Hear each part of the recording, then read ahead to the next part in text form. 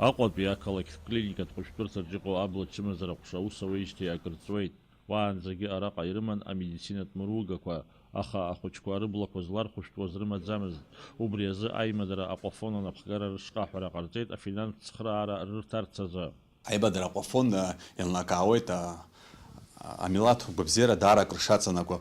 Убри азыҳәан ҳара раԥхьатәи амобилтә оператор зныкымкәа амедицинатә аусбарҭақәа цхыраара рынаҭахьеит.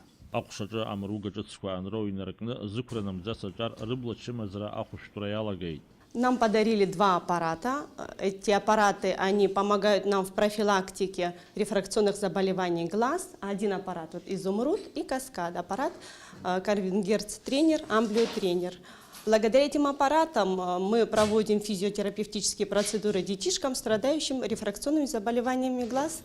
Рефракционные заболевания глаз – это заболевания, такие как близорукость, то есть миопия, это гиперметропия, это спазм аккомодации, амблиопия. Это те заболевания, которые снижают зрение у детей. Аҳақьымцәа ражәақәа рыла зықәра намӡац аблачымазара рызцәырызго амзызқәа ахҟьоит акраамҭа акомпьютер, мамзаргьы аимадаратә ҭелахархәара. Это связано с длительным нахождением, у компьютеров. Это использование длительных гаджетов, сотовые телефоны, компьютеры, игры. Все, что приводит к снижению зрения. Иҳәатәуп ари аҟәшаҿы мышкы ҩажәаҩык инарыцны аҿар анрыдыркыло шыҟоу.